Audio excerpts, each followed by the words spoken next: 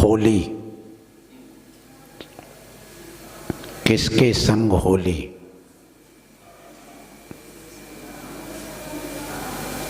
ये आत्मा अनादि काल से कर्मों के साथ होली। होली का अर्थ उसके साथ में होना। जैन धर्म में होली का त्योहार बिल्कुल अलग है, या यूं कहें कि जैन धर्म में होली का त्योहार है ही नहीं। जैन धर्म में होली को कोई महत्व नहीं दिया गया। ये होली वैष्णव संप्रदाय की, हिंदू धर्म में ये होली स्वीकार की गई है। जैन धर्म में अष्टानी का पर्व आता है। फाल्गुन के 8 दिन शुक्ल पक्ष में अंत के अष्टमी से लेकर पूर्णमासी तक ये पर्व होता है। और ये अष्टानी का पर्व नंदीश्वर पर्व कहलाता है। मूलतः इसको नंदीश्वर पर्व कहते हैं, लेकिन अष्टानी का पर्व इसलिए कहते हैं क्योंकि अष्ट माने 8, अन्नी माने दिन। 8 दिन तक यह पर्व मनाया जाता है देवों के द्वारा, इसलिए इसको अष्टानी का पर्व कहते हैं। देवलोक स्वर्ग से आते हैं, भवनवासी देव आते हैं, व्यंतर देव जाते हैं, और ज्योतिषी देव भी आते हैं। और ये कहां आते हो, कहां जाते हैं? ये वहां से आकर के 8वां जो नंदीश्वर द्वीप है उसमें जाते हैं, और वहां जाकर के खूब मस्ती करते हैं। देव देवियां खूब नृत्य गान करते हैं। अच्छे ढंग से वे वहां पर जो देव होते सम्यक दृष्टि में बहुत आनंद के साथ निरंतर अभिषेक करते हैं।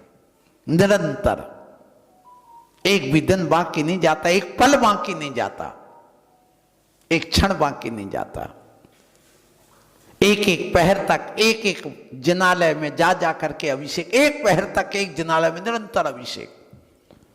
4 समुद्रों से जल ला करके इक्षुवर, घृतवर, दधिवर, क्षीरवर लाते हैं जल, और उन जलों से अभिषेक किया करते। घड़ों घड़ों बहता है, घड़ों घड़ों बहता है, घड़ों घड़ों। क्यों? वे सम्यक दृष्टि जीव हैं इसलिए। क्योंकि अभिषेक व्यर्थ की क्रिया नहीं है, पूजा व्यर्थ की क्रिया नहीं है, परमार्थ की क्रिया है। सम्यक दृष्टि जीव व्यर्थ की क्रिया नहीं करता, परमार्थ की क्रिया करता है। सम्यक दृष्टि के अंदर उसको पता है कि भगवान की पूजा करना ये व्यर्थ की नहीं, परमार्थ की क्रिया है। मुनि को आहार देना परमार्थ की क्रिया है, व्यर्थ की क्रिया नहीं है। शास्त्र स्वाध्याय करना परमार्थ की क्रिया है, जाप करना परमार्थ की क्रिया है। यहाँ पर आप देखिए, यहाँ पर जो तप त्याग है ये परमार्थ की क्रिया है, इसलिए वह करता है। लेकिन होली का रंग लगाना परमार्थ की क्रिया नहीं, ये व्यर्थ की क्रिया है, अनर्थ दंड है। क्यों बताइए? रंग लाए, उसमें केमिकल है, उससे नुकसान पहुंचा। केमिकल लाए, बनाए, उसमें अर्थ की हानि हुई, आर्थिक नुकसान पहुंचा। आपने लगाया, आपके कपड़े खराब हुए, आपके वस्त्र की हानि हुई, आपके समय की हानि हुई। और इतना बड़ा आपको मालूम हो, ये हिंदुओं के यहाँ जो होली है, ये परमार्थ की क्रिया हम लेके चलते, व्यर्थ की क्रिया लेके नहीं चलते। इसलिए हे जैनियों सुनो, लोक व्यवहार की दृष्टि से आप रह रहे हैं एक दूसरे के संबंध में, साथ में तो कर लो तो कोई बात नहीं, लेकिन धर्म मान के जैन धर्म में होली का त्योहार नहीं है। इसलिए कि इसमें हिंसा है, इसमें अनर्दंड है, इसमें पाप है, संकल्पी हिंसा का पाप है, सीधा सीधा संकल्पी हिंसा। एक नहीं, दो जीवों की हिंसा का पाप, संगी पंचेंद्री जीवों की हिंसा का पाप लगता है होलिका दहन में। ये जैन दर्शन कहता है। हाँ, ये बात अलग है कि ये अन्याय के लिए, रोकने के लिए और न्याय दिलाने के लिए क्रिया हुई है, इतनी बात तो मैं कहूंगा। क्यों? इसके पीछे कथा है हिंदू समाज में, जैन में नहीं। जैन में तो आपने समझ ली कि अष्टांगिका पर्व मनाते, देव लोग आते, हम भी स्थापना करके यहाँ 8 दिन तक भगवान के गुणानुवाद करते, या तो 8 दिन तक आप सिद्ध चक्र मंडल विधान कर लो, या 8 दिन तक नंदीश्वर पर्व में वहां आकर के आप भगवान के समोषण की रचना करिए और 8 दिन तक 8 भूमियों की आप पूजा करिए। अष्टम वसुधा पाने के लिए, अष्ट कर्म के दहन के लिए एक क्रिया करिए। और ऐसी होली जो खेलता है अपने कर्मों को जलाने के लिए, ध्यान की अग्नि लगा करके, 8 कर्मों की लकड़ी जला करके, ये कल्पना बना करके कर लो, ये बात अलग है। लेकिन आप इस पर्व की दृष्टि से, लेकिन वास्तव में तो ये परमार्थ से यदि जुड़ा है तो हमारे लिए पर्व है, और परमार्थ से नहीं जुड़ा तो हमारे लिए पर्व नहीं है। पर्व क्या कहलाता है? पर्व किसे कहते हैं? पा यानी पाप को, रा माने रग रग से, वा माने बमन करा दे, हटा दे, उसका नाम क्या है? पर्व है। करो, पर्व मनाओ जो हमें पावन कर दे, जो हमें पावन कर दे, हमारी रज को हटा दे। रा माने रज, पा माने पावन।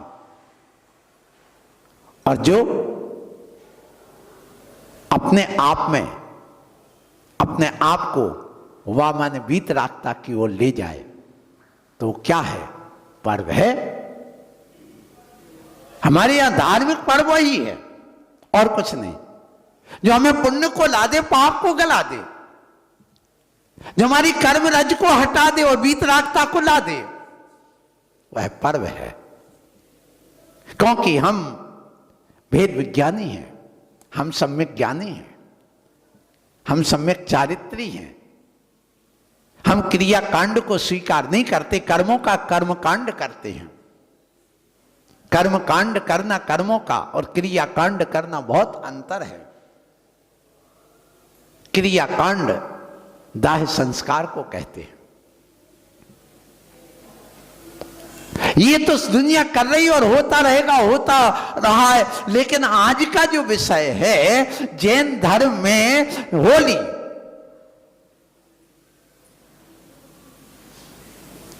नहीं है, बस इतना समझना। और है भी तो मात्र अपने 8 कर्म को जलाने के लिए, अपने अंदर बैठे हुए पाप कर्म को जलाने के लिए, अरहंत अवस्था को प्राप्त करने के लिए, भगवान की पूजा रचाने के लिए, अपने अष्टम दीप में जाकर के वहां पर अपन 8 गुणों से युक्त सिद्धों की, अरहंतों की आराधना करने के लिए पर्व है। और ये अष्टांगिका नंदीश्वर पर्व है। लगाओ ध्यान की अग्नि, करो कर्मों का कांड, बस इतना है।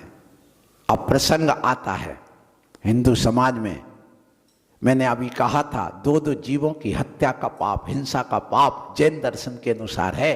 कैसे? सुन लो। ऐसा है, हिरण्यकश्यप नाम का एक राजा क्रूर दैत्य बन गया और बन करके उसने खूब तपस्या करी, बड़ा ज्ञानी था। और तपस्या करने के बाद में उससे ब्रह्मा जी प्रसन्न हो गए। और ब्रह्मा जी प्रसन्न हो गए तो उन्होंने कहा तुम मुझसे वरदान मांग लो। जैन दर्शन में कोई ब्रह्मा अपने यहां प्रसन्न नहीं होते हैं, ना कोई वो वरदान देते हैं, ना वे अवतार लेते हैं, ना वे शोक मोक्ष से जाकर के पुनः यहां आते हैं। जैन धर्म की मान्यता बिल्कुल अलग है इन सब से। और पूर्णता वैज्ञानिक है, पूर्णता सत्य है, पूर्णता अपने आत्मा को परमात्मा बनाने का एक प्रायोगिक विधि है।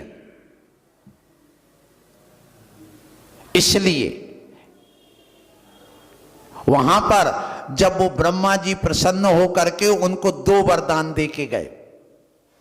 पहला वरदान क्या दिया कि उन्होंने मांगा कि मेरा इस पूरे ब्रह्मांड पर राज्य हो,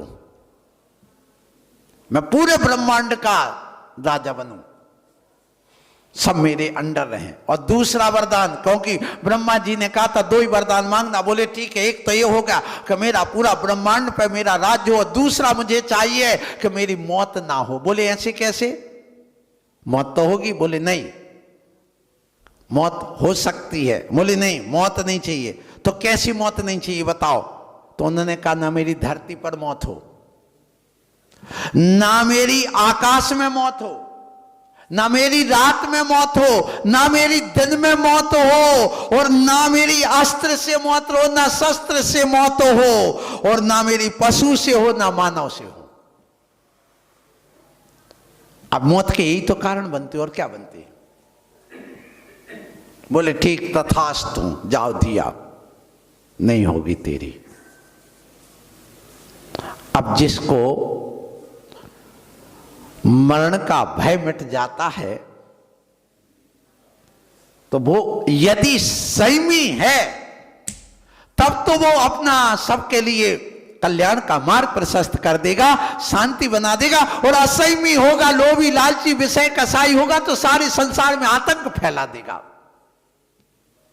और वहां आतंक फैल गया किसका? राजा कश्यप का, हिरण्यकश्यप का। अब उसका ही बेटा, सुनना, कौन? प्रहलाद, और होलिका उसकी बहन। अब प्रहलाद देखिए, उसकी मां, प्रहलाद की मां ने, सुन लो माताओ, तुम्हारी काम की चीज है,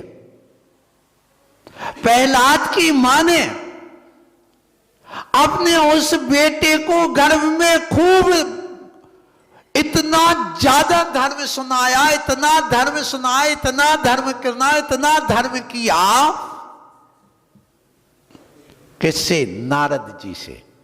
जब भी नारद जी आते धर्म की चर्चा करते, जब भी नारद जी आते धर्म की चर्चा करते, जब भी नारद जी आते धर्म की चर्चा करते, तो वो विष्णु का परम भक्त बन गया। कौन? प्रहलाद, बड़ा धार्मिक बन गया। पिता कहता मुझे भगवान मान, मेरे बराबर दुनिया में सारी धरती पर मेरा राज्य है, और तू मुझे नहीं मानता है। वह विष्णु से भी ईर्षा करने लगा। कौन? हिरण्यकश्यप। कौन? विष्णु धरती की रक्षा करता हो, मैं धरती का मालिक हूं, मेरा कौन बिगाड़ लेगा? अहंकार आ गया। जब जब आदमी के अंदर अहंकार आता है तब तब उसके विनाश का द्वार खुल जाता है। नियम है, उसके विनाश का द्वार खुल गया। रावण को अहंकार आया, उसके विनाश हो गया। इसलिए हे मानव, अहंकार मत करना। अकड़ना नहीं, अकड़न ठीक नहीं है। हां, झुक करके मिलो, यही जैन धर्म में सुनाया गया, बताया गया है, यही सिद्धांत है। विनय मोक्ष द्वारम, विनय मोक्ष का द्वार है। झुकता वही जिसमें जान है। जब तक इस शरीर में प्राण है तब तक आप जो हाथ पैर जो मोड़ना चाहो तो मोड़ दो, मरने के बाद नहीं मरता। इसलिए कहा झुकता वही जिसमें जान है, अकड़ तो खास मुर्दे की पहचान है। मुर्दा कभी मुड़ता नहीं है। तो जो अहंकार से युक्त हो जाता है वह पर मुड़ता नहीं, झुकता नहीं। उसको झुकने का एक प्रकार से पाठ आता ही नहीं।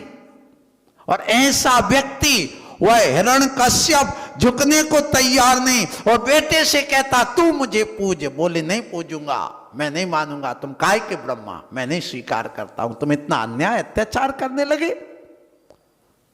दोनों बाप और बेटा में झगड़ा चालू। पिता के मन में आ गया कि बेटा कुलच्छी हो गया है, मेरी बात नहीं मानता है, इसको काम तमाम करो, इसकी हत्या करो। किसकी? अब विचार करिए, अहंकार में व्यक्ति अपने बेटे को भी मारने को तैयार होता है। अहंकार में भी ऐसे ऐसे पद की लोभ लालच में भी ऐसा होता है। और कितने सारे स्थान आपको मिलेंगे उदाहरण कि अपने बेटे को मरवा डाला, अपने बाप को मरवा डाला पद के लिए, ऐसा भी हुआ है। भाई भाई के बीच में युद्ध हो गया उसके लिए, बस अहंकार की पुष्टि के लिए। भरत बाहुबली में क्या हुआ? यही तो बाहुबली के सामने कौन कहता भाई मैं चक्रवर्ती हूं, तेरे सामने झुकूंगा क्या, मैं बड़ा हूं। बोले तू चक्रवर्ती है रहा, लेकिन मैं तो कामदेव हूं ना, मैं क्यों झुकूंगा। एक दूसरे पर चक्र रत्न छोड़ दिया, काय के लिए? हत्या के लिए। एक सम्यक दृष्टि, हाँ, अच्छा एक सम्यक दृष्टि, हाँ। तो अभी कसाय बैठी है, वो कसाय कराती है। अच्छा एक सम्यक दर्शन का अर्थ भीतराग सम्यक दर्शन नहीं, ये ध्यान रखो। तो वहां पर भी हत्या के लिए वो चला गया और चक्र रत्न छोड़ दिया, युद्ध कर लिया, एक बार दो बार तीन बार हार गया। आखिरकार वह सम्यक दर्शन पर काम आया। 6 महीने बीत जाने के बाद अरे बाहुबली कहता क्या है ये सब, उस पद के लिए, उस प्रतिष्ठा के लिए एक भाई को मारने की इच्छा, छायक सम्यक दृष्टि, चक्रवर्ती होकर के धिक्कार ऐसे राज्य को, चलो छोड़ गया और वैराग्य धारण कर लिया। ये बाहुबली की घटना है, लेकिन यहां किसकी चल रही है? हिरण्यकश्यप की। उसने अपने बेटे को हत्या करने के लिए, मारने के लिए सांप छोड़ दिया। जैसे गजकुमार मुनि के सामने, नहीं सॉरी, राजा श्रेणिक ने यशोधर मुनि के सामने, यशोधर थे ना, हाँ, सांप छोड़ दिया। इसने भी तीर मारा तो भी नहीं, हिरण्यकश्यप ने अपने बेटे को तीर मारा तो भी नहीं लगा। पुण्य का उदय अभी उसकी आयु आई नहीं। किसकी? प्रहलाद की। पुण्य क्या काम करता जरा देख लो। और इस कथा के माध्यम से पुण्य और पाप की समीक्षा की गई। पुण्य और पाप दोनों का कथन है यहां, और कुछ नहीं है। कौन किसका साथ देता, पुण्य किसका साथ देता, वो बताऊंगा। अब वहां पर ना तो तीर से मरा, ना सांप से मरा, और ना पहाड़ से पटक दिया तो भी नहीं मरा। आप सोचिए, इतने शिखर जी जैसे, एवरेस्ट की चोटी जैसे वहां से पटक दिया तो भी बच गया। आप सोचना, विचार करना, पुण्य ऐसा काम करा। उसके बाद में उसके लिए क्या कहा कि अभी ये नहीं मर रहा, तो गर्म तेल की कढ़ाई में पटक दिया। किसको? प्रहलाद को। अब सोचो कितना निर्दयी हो गया होगा, कितना क्रूर होगा वो बाप जो अपने बेटे को ऐसा कर रहा है।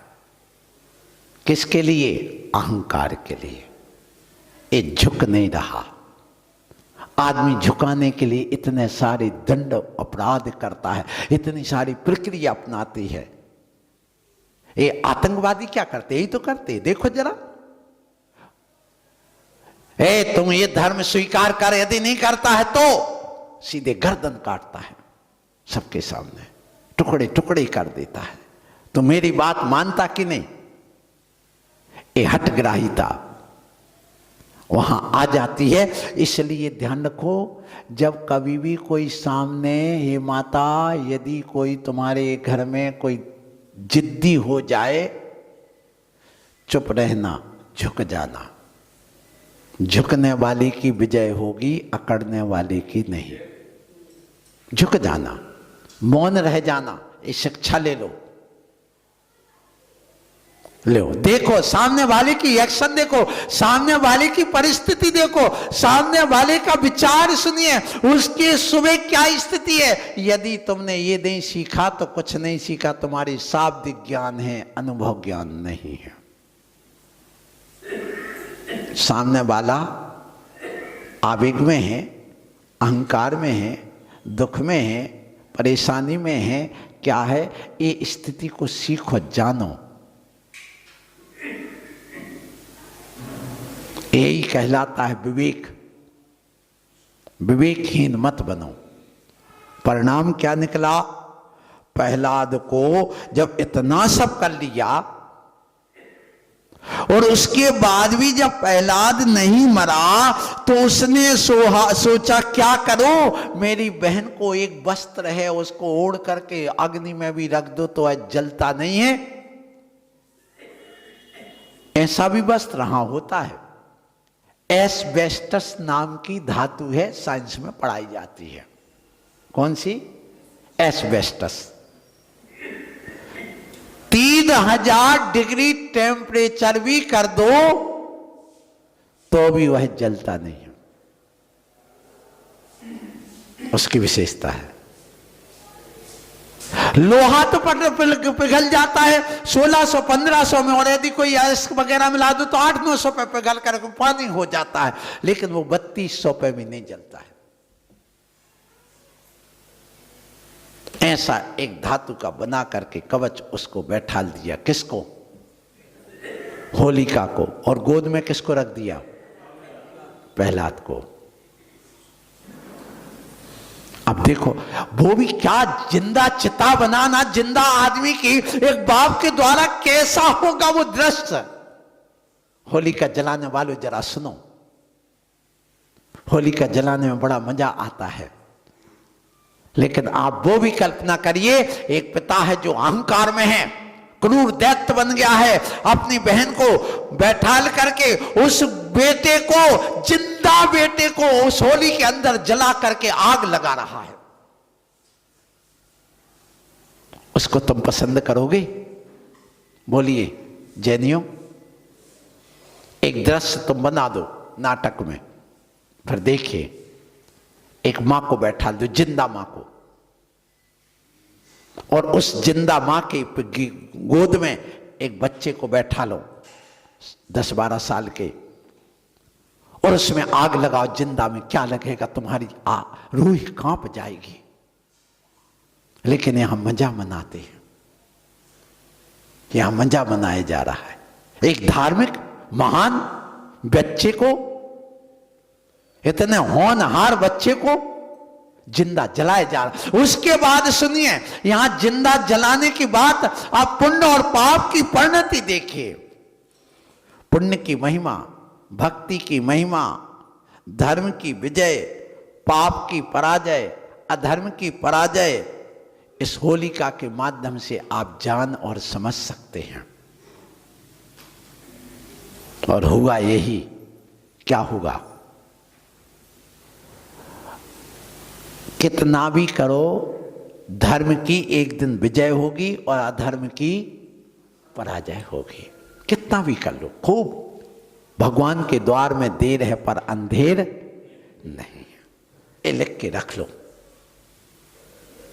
वहां क्या हुआ? फिर वहां ये हुआ कि प्रहलाद के पुण्य का उदय था, और जैसे वो आग लगती है, लकड़ी एक ढड़क जाती है, तो वो जो चादर थी, वो चादर किस पर आ गई?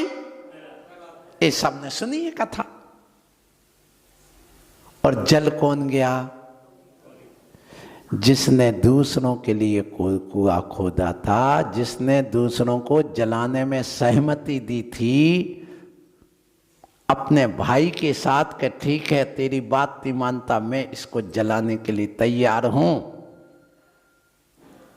तो वो स्वयं जल गई। क्यों? पाप एक ना एक दिन सामने आता ही है। 100 दिन चोर की तो एक दिन साहूकार की होती है। एक कहावत इसलिए तो बनी है।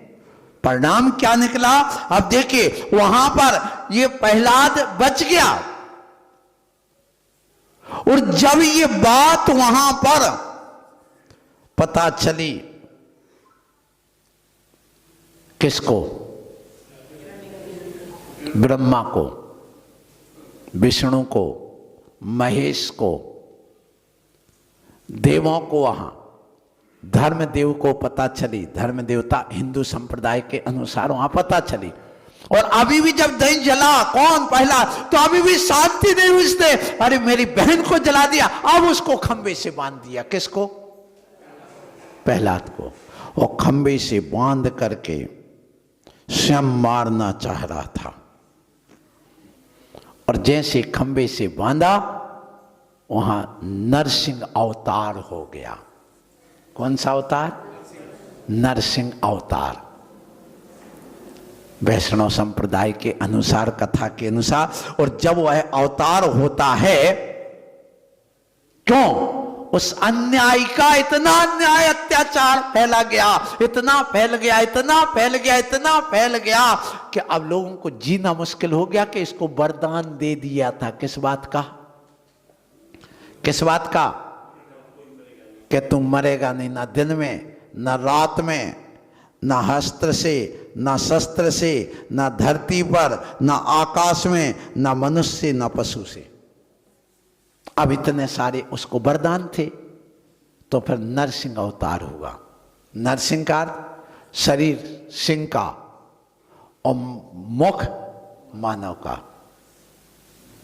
तो ना वो पशु है ना मानव है। अब दो चीजें हो गई। अब शाम को ना रात है ना दिन है। कहा था ना रात में मरेगा ना दिन में मरेगा। चलो हो गई बात। फिर कहा ना अस्त्र से ना शस्त्र से, सो बड़े बड़े नाखून, नाखून ना अस्त्र है ना शस्त्र है, तो नाखून से। और ना धरती पर ना आकाश में, तो जंगा पर लिटा करके उसको अपने पैरों पर रख करके, और उस हिरण्यकश्यप को नोच नोच करके मारा गया। वहां मरा तो कितने जीवों की हत्या हुई बोलो? एक होलिका भी जल गई, और एक नरसिंह अवतार ने वहां हिरण्यकश्यप को मार डाला। और तीसरे की संकल्प नहीं था मारने का, फल वो भी मर गया। तो कितने जीवों की हत्या हुई? 3 की। बच गया लेकिन कौन? प्रहलाद। लेकिन मारने का संकल्प तो था, संकल्पी हिंसा तो थी, वो पाप तो लगेगा। इसलिए जो जैनी लोग होलिका में जा करके उसमें दाह करते हैं, उनको 6 महीने का सूतक लगता है। कितने महीने का? क्योंकि संगी पंचेंद्री की कोई हत्या करे तो कै महीने का सूतक बताया जैन दर्शन में? वहां तो 2-2 जीवों की हत्या का भाव है। इसलिए जैनियों को होली नहीं जलाना चाहिए, नहीं जलाना चाहिए। यदि जलाते हो तो 6 महीने के लिए पूजा पाठ सब बंद तुम्हारा। 6 महीने के लिए लगातार सीधा। कहो तुमने एक जीव की हत्या की है, और हत्या करने वाले को 6 महीने का सूतक है। उनका धर्म वो जाने, आपका ये धर्म नहीं है, आपका ये कर्म नहीं हो सकता। किसी जीव को हत्या करना, मारना, जलाना, ये तुम्हारा धर्म नहीं है। इसलिए हे जैनियों, इन बच्चों को समझाओ, अपने मन को समझाओ, अपनी इंद्रियों को समझाओ। लोग व्यवहार की दृष्टि से करते हो, रंग वगैरह लगाते हो, कोई बात नहीं, हम उसके लिए मना नहीं कर रहे हैं, करते हैं, खेलते हैं, लेकिन एक मर्यादा में करिए, एक मर्यादा में करिए। इसलिए आज जाएंगे वहां की उसको उठाने के लिए अस्थियां जलाने के बाद उसको ले जाएंगे। रक्षाबंधन ब्राह्मणों का धर्म है और होली, होली किसका धर्म है? शूद्रों का धर्म है, क्योंकि यहां पर वही क्रियाएं हैं पूरी की पूरी। एक कल्पना की गई लोगों के द्वारा कि ऐसा है। सो आज मैं आप लोगों से यही कहूं कि होली जलाओ अध्यात्म की, अध्यात्म की होली जलाओ, कर्मों की होली जलाओ। अध्यात्म की होली में ध्यान की अग्नि और कर्मों की लकड़ी लगा करके, जैसे भगवान ने अपने सारे कर्म जला करके और अपनी आत्मा को पवित्र शुद्ध बनाया, जैसे अग्नि में आप कोई सोना डाल दो तो उसकी किट कालीमा जल जाती, ऐसे ध्यान रूपी अग्नि को जलाइए। सोडम सोहम वो हमारे आचार्य कुंद कुंद स्वामी ने सोने के बहुत सारे उदाहरण दिया, बहुत उदाहरण दिया, इतने सारे उदाहरण दिया। उन्होंने यही कहा कि सुन लो कि यदि आप अपने आप को शुद्ध बनाना चाहते हो तो उन्होंने कहा सोना कैसे बनता है, तो वहां उदाहरण दिया गया कि देखो जैसे जैसे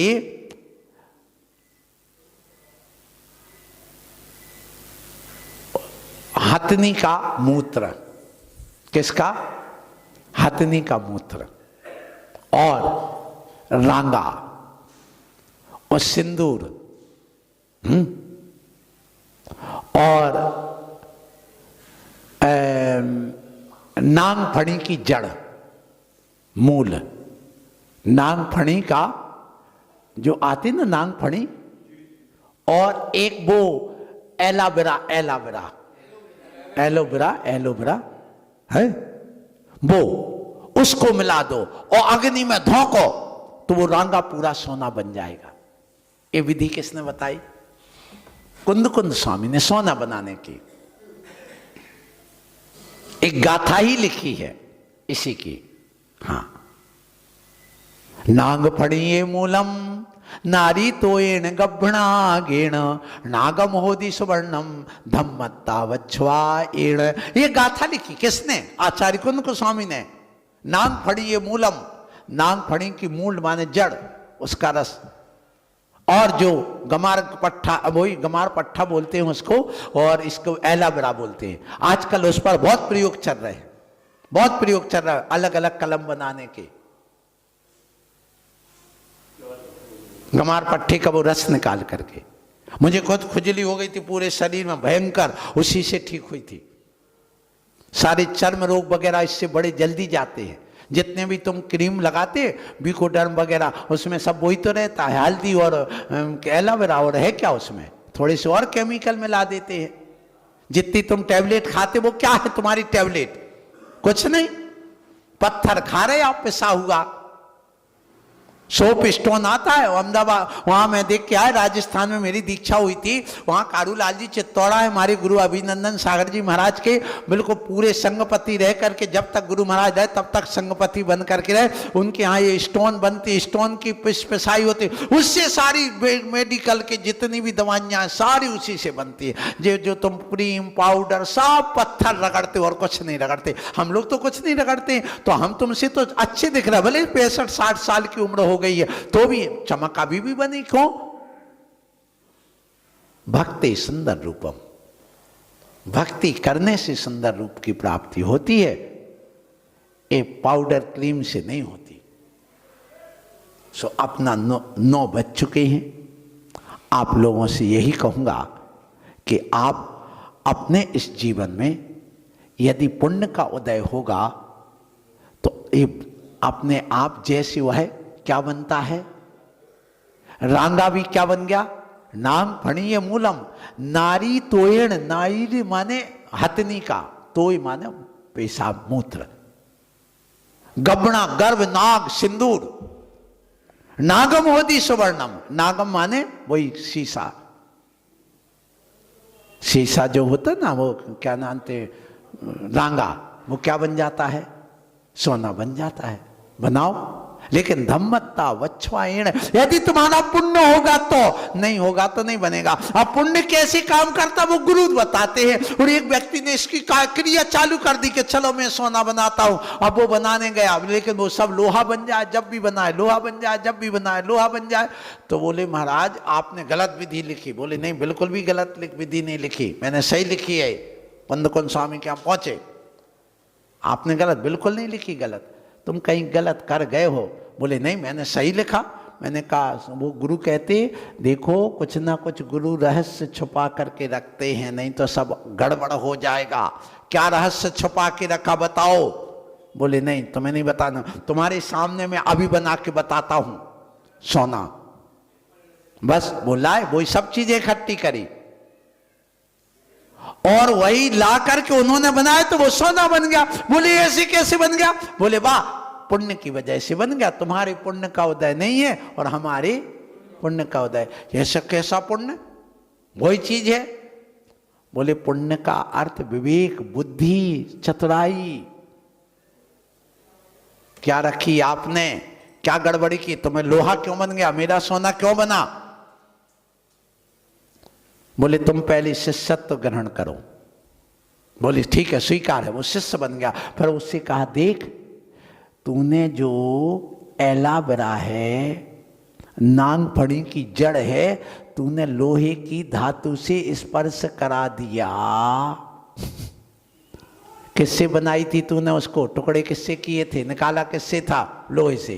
तो उसका स्पर्श होने से तेरा क्या बन गया? लोहा। और मैंने लोहे से नहीं किया, काय से किया? सोने से। सोना सोने को बनाता है और लोहा लोहा बनाता है। सीधी सी बात है। पुण्य पुण्य को पैदा करेगा, पाप पाप को पैदा करेगा। इसलिए वो रहस्य था। सो बात है कि जो नहीं कर पाता तो इतना गुरु अपने पास रखते हैं। इसलिए पुण्य और पाप क्या है, इस पुण्य और पाप को समझना हमारे लिए बहुत जरूरी है। और उसको समझाने के लिए हम आपको आज नहीं कल की बात करेंगे। पुण्य क्या है, पाप क्या है, दोनों एक ही सिक्के के दो पहलू हैं। क्या कह रहा हूं? पुण्य और पाप एक ही सिक्के के दो पहलू, या पुण्य और पाप कुछ नहीं, एक कर्म की दो पर्याय हैं। कर्म एक है, उसकी पर्याय कितनी? किस रूप में? एक पुण्य रूप में और एक। इसलिए कर्म की अपेक्षा पुण्य और पाप एक है। लेकिन धर्म की अपेक्षा, कार्य की अपेक्षा, गुण धर्म की अपेक्षा से फल की अपेक्षा अलग अलग है। बाकी तो दोनों एक है। जैसे उदाहरण के लिए सांप है, सांप के पास दो चीजें हैं।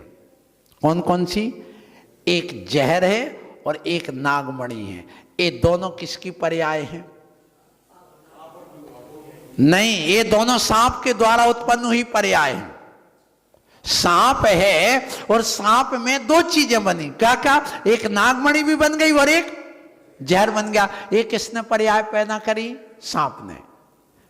तो सांप एक है, उसकी दो पर्याय। इसी प्रकार कर्म एक है, उसकी दो पर्याय। कौन कौन सी? एक पाप और एक नागमणि पुण्य है और जहर पाप है। अब दोनों के एक कहोगे क्या? ध्यान रखो, जहर खाने से आदमी मरता है और नागमणि को दूध में डाल करके पीने से जहर उतरता है। लगा दो वहां पर। ये दोनों में इतने ही तो, यही तो पुण्य पाप में अंतर है। अब फिर भी तुम एक कह दो, कहते नहीं। और सुनिए, पुण्य और पाप। गाय है, उसकी दो पर्याय। खून भी तैयार हुआ है और दूध भी तैयार हुआ है। दोनों एक है क्या अलग अलग? बोलो, अलग। जैसे गाय एक है पर उसकी दो पर्याय, इसी प्रकार से कर भी एक है, उसकी पर्याय कितनी है? एक पुण्य और एक पाप। शुभा पुण्य से अशुभा पाप से तत्वार्थ पढ़ो, नहीं तो वो झूठा हो जाएगा।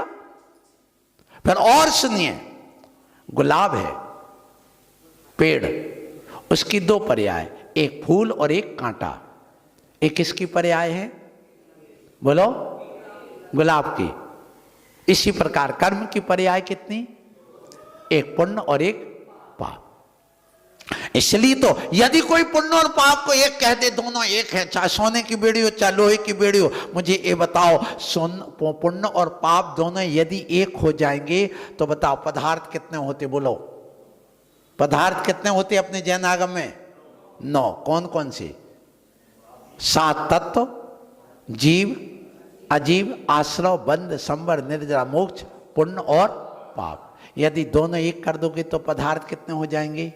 8। 8 पदार्थों पर श्रद्धान करने वाला सम्यक दृष्टि है कि 9 पदार्थों पर श्रद्धान करने वाला सम्यक दृष्टि? बोलो। बस दैट्स ऑल। अब इसमें और क्या सोचना तुम्हें? ऐसी स्थिति में आप सोचिए, पुण्य और पाप को हम जल्दी कह देते एक है, वो तो चाहे सोने की बेड़ी हो चाहे लोहे की। ये बताओ सोने की बेड़ी कब पड़ती है और लोहे की बेड़ी कब पड़ती है? जब शादी होती तो लोहे की बेड़ी पड़ती कि सोने की? बोलो हैं? सोने की।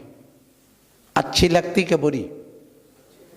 अब सोने की बेड़ी कोई चोरी कर ले तो काय की बेड़ी पड़ेगी?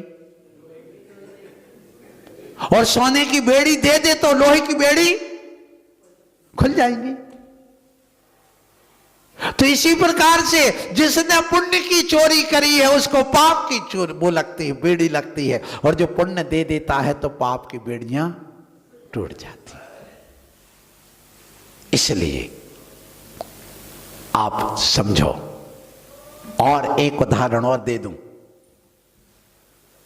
दूंगा, कल का क्या भरोसा, किसने देखा? सुनो, आप लोग भोजन करते हो, करते ना? भोजन करते हो तो हाथ धोते कि नहीं है? बोलो धोते हो ना? फिर क्या करते हो? भोजन। और भोजन करने के बाद हाथ धोते कि नहीं? क्यों? पहले क्यों धोए थे? क्योंकि गंदगी थी। बाद में क्यों धोए?